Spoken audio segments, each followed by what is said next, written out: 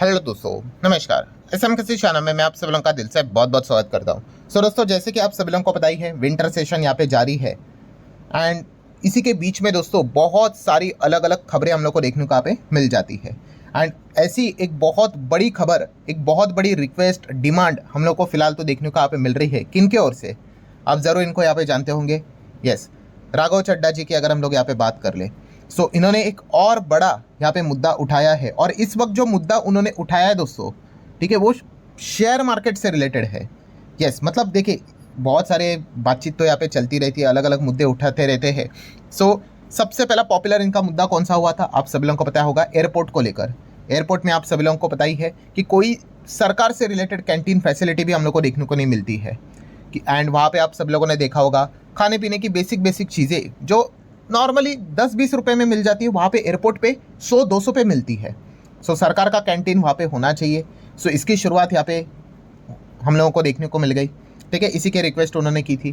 Then उसके बाद latest ही हम सभी लोगों ने देखा था, एक और कौन सी रिक्वेस्ट उन्होंने सामने रखी हुई है, क्विक कॉमर्स को लेकर कि 10 मिनट में डिलीवरी। ये तो मतलब काफ़ी ज़्यादा, मतलब बोलते हैं ना, क्रूरता है, इसको तो बंद ही करना चाहिए। ठीक है, इसको लेकर उन्होंने एक मुद्दा यहाँ पे उठाया। और अभी की अगर हम लोग लेटेस्ट अगर बात कर ले दोस्तों, तो उन्होंने एक और मुद्दा यहाँ पे उठाया है।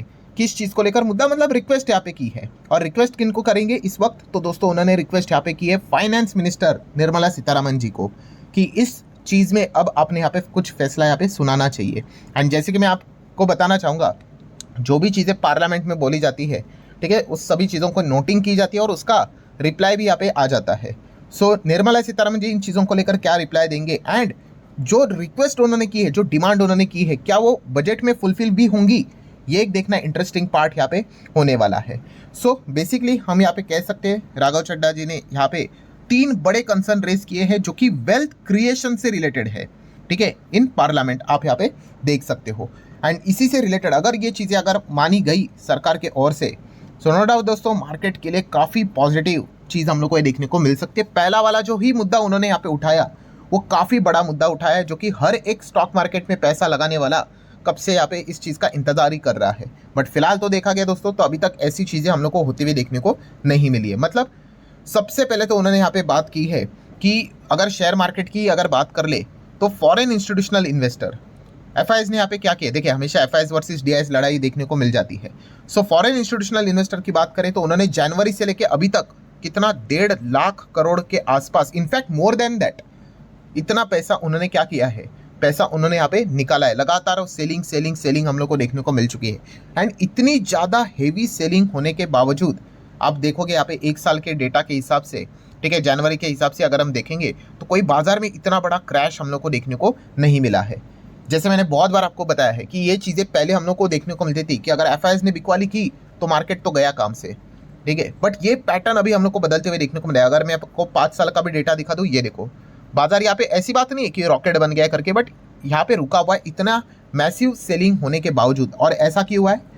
डोमेस्टिक इंस्टीट्यूशनल इन्वेस्टर, डीआईएस की अगर हम लोग यहाँ पे बात कर ले, ये बात खुद राघव चड्ढा ने यहाँ पे पार्लियामेंट में कही है दोस्तों, मैं अपने मन से नहीं बता रहा हूँ कि डोमेस्टिक इंस्टीट्यूशनल इन्वेस्टर की अगर बात कर ले, तो वो यहाँ पे क्या कर रहे हैं, एफआईएस को टक्कर दे रहे हैं। मतलब लगातार एफआईएस, ये मंथली डेटा है, आप देख सकते हो 40-50 हज़ार करोड़ लगातार बेच रहे हैं। बट अगर हम देखेंगे यहाँ पे मंथली, उतना ही डीआईएस लगातार यहाँ पे खरीदते जा रहे, मतलब लिटरली हम कह सकते हैं, ये शब्द उन्होंने इस्तेमाल किया है, कौन सा, कि जो डोमेस्टिक इंस्टीट्यूशनल इन्वेस्टर है, खास करके रिटेल इन्वेस्टर है, उन्होंने मार्केट को बचाया, रेस्क्यू किया है। यस, ये शब्द उन्होंने इस्तेमाल किया है कि रेस्क्यू किया है, बाजार को बचाया बड़े गिरावट से।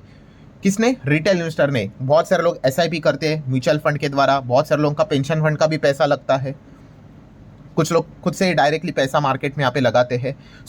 जो आम जनता है उसका बहुत भारी इन्फ्लो हम लोग को मार्केट में आते हुए देखने को मिला। इसीलिए तो डीआईएस के हाथ मजबूत हुए और जितना एफआईएस ने बेचा उससे कई गुना ज़्यादा डीआईएस ने यहाँ पे खरीदा, और मार्केट ओवरऑल लेवल पे हमें क्रैश होते हुए देखने को उतना यहाँ पे नहीं मिला है। उनका कहने का पॉइंट क्या था कि इतना रिटेल इन्वेस्टर ने मार्केट को यहाँ पे बचाया है। हम लोगों ने देखा कि क्या ज़बरदस्त ताकत है। बट रिटेल इन्वेस्टर और ज़्यादा इन्वेस्ट करे, इसके लिए क्या आपने इनकरेज किया उनको? इनकरेज किया मतलब कुछ ना कुछ तो भाई बेनिफिट देना होता है। बेनिफिट मतलब कुछ बोनस दे दो, इंसेंटिव दे दो, ठीक है। मतलब रिटेल इन्वेस्टर और ज़्यादा जोश के साथ बाजार के और बड़े और ज़्यादा इन्वेस्ट करे, या फिर आपने कुछ टैक्स यहाँ पे कम किया हो, ऐसा कुछ किया बिल्कुल भी नहीं। सो राघव चड्ढा की अगर बात कर ले तो उन्होंने यही बात मुद्दे की उठाई है, कौन सा, कि आप इतना ज़्यादा हम देख रहे हैं कि डोमेस्टिकली लोग पैसा लगाने के लिए इंटरेस्टेड है, सो ये पैसा और यहाँ पे बढ़ना चाहिए मार्केट में आने के लिए, आप एटलीस्ट टैक्स तो कम कर दो। इतने सारे टैक्सेस यहाँ पे लगा के रखे हुए हैं और इंसेंटिव की हम यहाँ पे डिमांड कर रहे थे, ठीक है। हमने देखा कि पहले तो LTCG 10% था भाई, वो तो सीधा 12.5 कर दिया, ठीक है। 1 लाख का जो बेनिफिट था वो 1.25 लाख कर दिया, बट ब्रॉड लेवल पे तो हर किसी को पता है ज़्यादा ही पैसा निकलने वाला है। एंड STCG की बात करें 15 का सीधा 20 ही कर दिया। तो जहाँ पे हम लोग इंतज़ार कर रहे थे कि भाई कोई तो मदद मिलेगी सरकार की ओर से, यहाँ पे तो उल्टा खेल हो गया। सो सबसे पहला अगर हम बात कर रहे हैं दोस्तों राघव चड्ढा की, तो उन्होंने यही रिक्वेस्ट की है डायरेक्टली निर्मला सीतारमन जी को, फाइनेंस मिनिस्टर को, कि कैपिटल गेन एंड उससे रिलेटेड जो टैक्स है, ठीक है, उसको कम किया जाए। जीरो करने की बात नहीं कर रहे हैं, बट उसको लिमिट किया जाए, कम किया जाए, कि इससे लोग और ज़्यादा मतलब इनकरेज हो जाए कि हाँ भाई कि बाजार में यहाँ पे लॉन्ग टर्म और खेलते हैं। जैसे कि अभी उन्होंने बताया कि लॉन्ग टर्म इन्वेस्टमेंट के चलते ये लोग पेशेंस दिखाते हैं एंड इस चीज़ के चलते बहुत फ़ायदा होता है।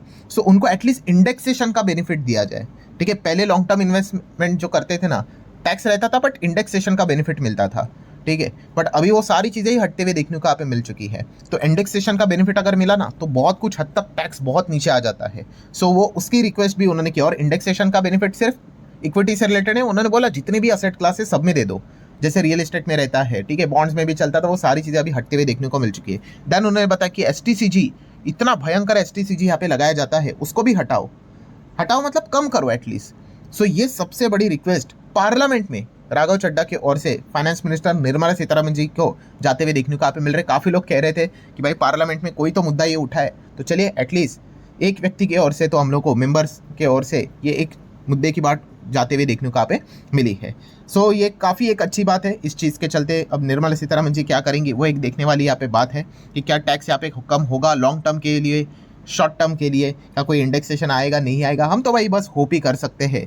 रिमोट कंट्रोल तो उन्हीं के हाथ में है। सो ये कमाल की खबर फिलहाल तो हम लोग को देखने को यहाँ पे मिल चुकी है। ये तो हो गया दोस्तों point number 1। Then point number 2 की अगर बात कर रहे हैं, एक और रिक्वेस्ट उन्होंने की है, कौन सी, कि देखो एक आम इंसान बैंक में पैसा रखता है और बैंक में पैसा रखने के हिसाब से अगर इन्फ्लेशन को अगर आपको बीट करना है, ठीक है, वैसा नहीं होता है बट फिर भी बीट करना है, तो बेसिक चीज़ें वो कहाँ पे निवेश करता है। मतलब पहले बैंक में तो वो सेविंग अकाउंट में पैसा रखता है एंड उसमें ज़्यादा से ज़्यादा वो FD करता है, ठीक है, एकदम बेसिक चीज़ें। पर उसमें भी क्या प्रॉब्लम है कि FD के ऊपर भी टैक्स लगा के रखा हुआ है, ठीक है। इंटरेस्ट FD मतलब आप जो अगर आपने पैसा FD में रखा, ठीक है, एंड मान लो अगर आपको यहाँ पे कुछ इंटरेस्ट यहाँ पे मिल गया, तो उस इंटरेस्ट के ऊपर भी आपको क्या करना पड़ेगा, यहाँ पे टैक्स देना पड़ेगा, TDS भी। एंड वो तो पहले से ही कट अपफ्रंट ही हम लोग को कट होते हुए देखने को यहाँ पे मिल जाता है। TDS कट होता है, आपको पता ही होगा, ठीक है। वो 15G 15H फॉर्म यहाँ पे भर के दो, नहीं तो ITR फाइल करते वक्त वो सेटल डाउन हो जाता है। बट मुद्दे की बात क्या है कि इस चीज़ के चलते अगर आपको मतलब अगर आप हायर टैक्स ब्रैकेट में आते हो,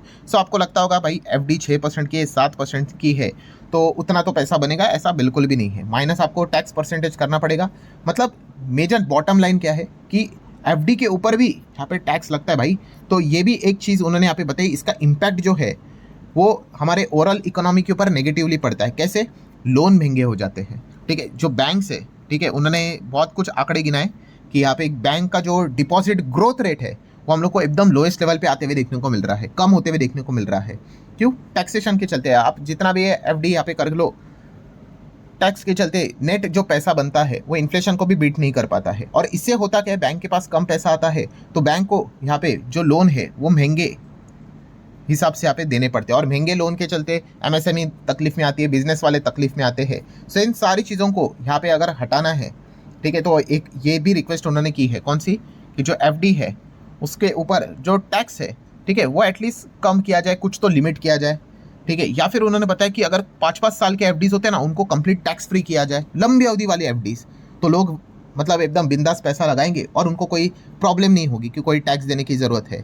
या फिर कुछ बातें ऐसी मीडिया में भी चल रही कि एटलीस्ट सीनियर सिटीजन्स को तो इंटरेस्ट माफ़ यहाँ पे किया जाए। ऐसे अलग अलग रिक्वेस्ट यहाँ पे जा चुकी है। अगेन करेंगे नहीं करेंगे, फाइनेंस मिनिस्टर उनके हाथ में है। रिक्वेस्ट तो ये जाती हुई देखने को यहाँ पे मिली है। एंड तीसरा पॉइंट जो रिसेंटली GST 2.0 जो हम लोग को देखने को मिल चुका है, 2.0 बोलो 0 बोलो एक ही बात है।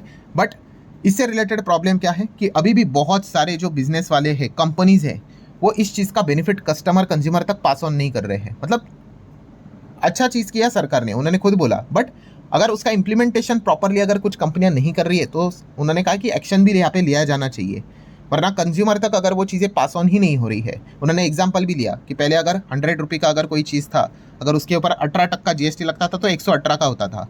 अब सरकार ने उसको 5% कर दिया है। सो वो चीज़ 105 की मिलनी चाहिए, बट नहीं, आज भी वो चीज़ 118 की ही मिल रही है। एंड अगर कोई 105 की बेच रहा है सो उसका क्वांटिटी छोटा कर रहा है, मतलब बेनिफिट उतना नहीं मिल रहा है कस्टमर को, कंज्यूमर को। सो उन्होंने कहा है कि ये सरकार ने क्या करना चाहिए, कंपनीज के ऊपर ये दबाव बनाना चाहिए, ठीक है, उनको वार्निंग यहाँ पे देनी चाहिए कि इसका फायदा कस्टमर को मिले, कंज्यूमर को मिले। और कुछ कंपनीज अपने दाम बढ़ाने का अब विचार कर रही है। सो अल्टीमेटली ये जो बेनिफिट है वो कस्टमर तक पहुंचते हुए देखने को यहाँ पे नहीं मिल रहा है। सो ये कुछ हम कह सकते हैं 3 बड़े डिमांड्स उन्होंने यहाँ पे वेल्थ क्रिएशन से रिलेटेड कुछ यहाँ पे सामने यहाँ पे रखे हुए हैं। एक और मुद्दा उन्होंने यहाँ पे बताया था, उसके ऊपर मैं अलग से यहाँ पे बात करूंगा, क्योंकि इसमें बहुत कुछ चीज़ें हम लोग को सीखने को यहाँ पे मिलने वाली है। मुद्दे की बात क्या है दोस्तों, yes, finance minister Nirmala Sitharaman ji को ये बातें उन्होंने यहाँ पे रिक्वेस्ट यहाँ पे की है।